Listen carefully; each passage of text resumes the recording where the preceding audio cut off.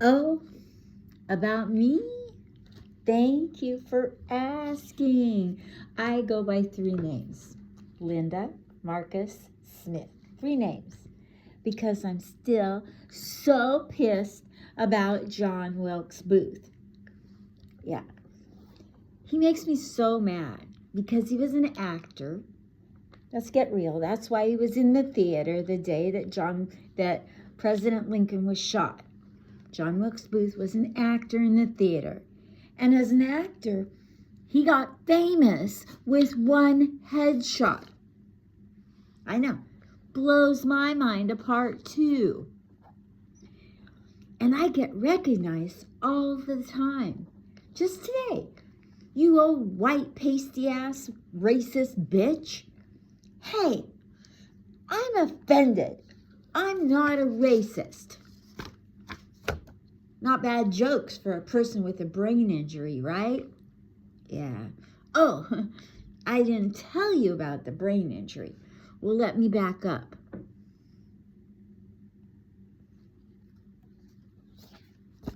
There, I backed up. To be honest, I'm really just a SVB. A slut, a proud veteran, and a person with a brain injury. Yeah, and I got most of that honorably, winning. About the slut thing first. So, I'm a slut. Well, not anymore, but like a Marine, once a slut, always hot. Always hot. Yeah, the Marines are hooah, and I'm just hooah. Well, not really a slut, just female empowered. Before it was a thing, way before it was a thing. That's for sure. Female empowered for 6 months. Yeah. I did a 180 degree turn from being a good girl, 180 degree turn for 180 days. Yeah. So there I was after getting divorced in 1900 and none of your business. And I'd been in the Army and in a loveless marriage for 7 boring years. So, of course, after the marriage ended, I had to make it his fault. I was out to make it his fault. But truthfully, before the marriage, there were so many red flags. Yeah. And I ignored them all. Yeah. As we do. #ladies. For example, I got the 7-year itch walking down the aisle. I thought it was static cling.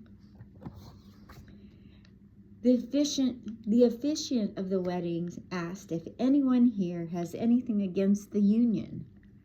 I'm like, is he planning on watching us do the thing? Or like, I totally missed what he was talking about. Yeah, I had something wrong with it. I had the heebie-jeebies and I was ignoring it. And I was actually even late to my very own wedding. On the Army post, that's what's called AWOL, absent without leave.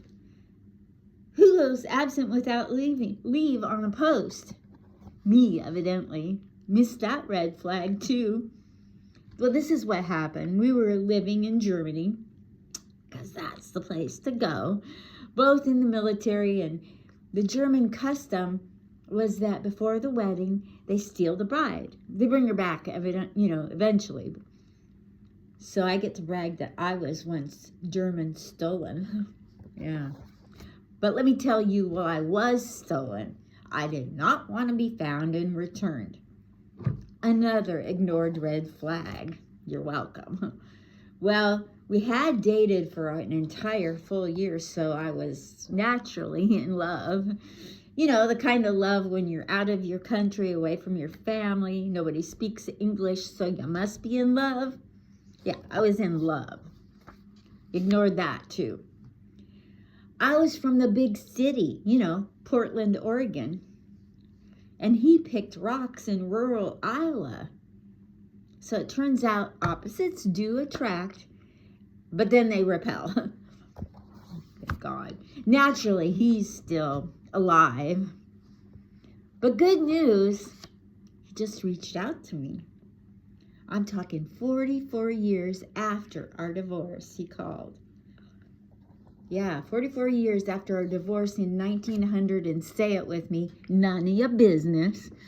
And he apologized for everything. Staying out late, carousing, thinking I knew how to cook. Actually, that was my fault. I'm a pretender. He didn't apologize for my cooking. That's on me. But I'm still a lousy cook. See, I'm only half Jewish, and I finally figured out how to keep a kosher kitchen. I just stay out. Yeah, haven't figured out how to cook. No desire. Why should I when they have Grubhub? When he called, I thought he wanted me, or money, or a job reference. For what? For never showing up? Never fulfilling any job? Since it took him all that time to apologize, I thought maybe he had, just a second. Maybe we had more than bad cooking in common. Maybe it took him 44 years because he had a brain injury too. Well, he fully apologized anyway, and I felt vindicated. Yes, I felt like that one turkey that gets pardoned every year must feel. Yeah, he must have done something good. And boy, was I glad he apologized. Yeah, because I forgot to tell him about my 180-degree turn for 180 days. I slept with any guy. You know, that's that old familiar saying, give me you're tired, you're poor, but just no huddled masses yearning. That's too much. If I had been a man, I wouldn't have been called a slut. I would have been called a hero. So don't judge me. I wanted to explore. Call me Columbus, because I definitely found territory I wasn't looking for either. Well, in my whole marriage of 7 years, I only enjoyed sex one time. And that was because that day I had had a root canal, and that riveting machine that kept vibrating was still vibrating in my brain. So don't judge me. I wanted to explore. Yeah, don't judge me. I wanted to explore. My first fling was with a cop. It lasted for a while until he put me in handcuffs and read me my Miranda rights and wrongs. And then he wanted to have a throuple, a threesome, with me, him, and Jack, the police dog. No, thank you. So I got over that slut phase. Yeah, I found out I enjoyed sex after marriage. Nailed it. And they all nailed me. But good news, I used protection. Yes, I had Jack, the cop, film my explorations from out in his van. So we were both undercover. I had others too during that 6 months. I had a dry cleaner. He was a New York dry cleaner, so obviously he was just more interested in laundering money. And a plumber who just kept confusing me by not bending over and telling me jokes and cracking me up. I had to get rid of him. It's too confusing. I've been a slut, but I've always gotten consent. And that should count for a lot. And I never got one man pregnant that I know of. Uh-oh. Kidding. Knock on wood. Never got one man pregnant. Let's see. And who, of all those men I told you about, who do you think was the best in bed? Me. Yeah. Oh, you said you? Yeah, you. Would have been you. I remember you. But another 180-degree turn came for me that took 16 years of recovery. I got a free gift, a superpower of sorts, a brain injury. Write it down. Y'all need to get one. Upper left, just like mine. It's amazing. It's a superpower. In 1909, none of your business, I got a brain injury. It could have been 1896. Who knows?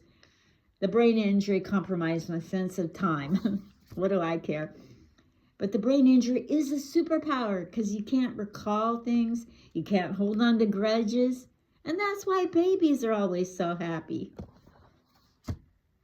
So about the brain injury, if you never walked up and down the Vegas Strip in 107-degree temperature with a sweater on and your dentures clinging to the back, we just probably can't be BFFs.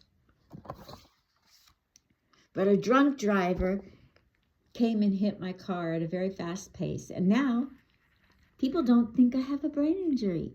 They think I'm drunk. I don't drink.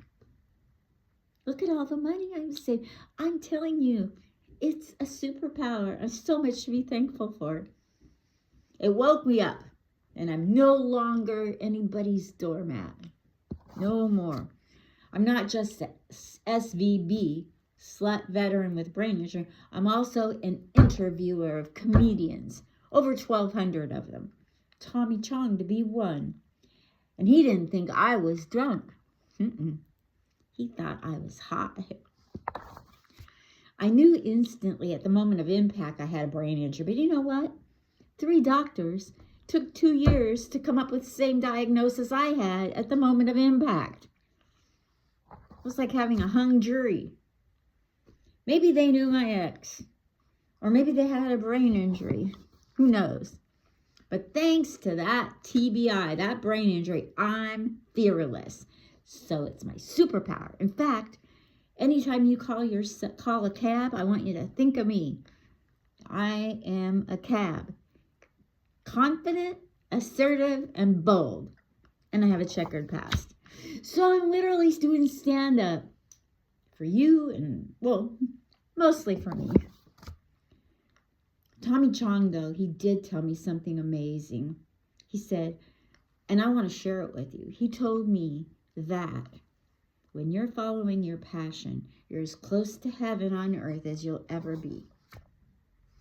Maybe he wanted in the army, so he could be all he could be too. Well, I am Linda Marcus Smith, and I am not a racist. I don't fall for stereotypes. I fall for handcuffs. Oh yeah, forgot. I also served in the military for 3 years in Germany.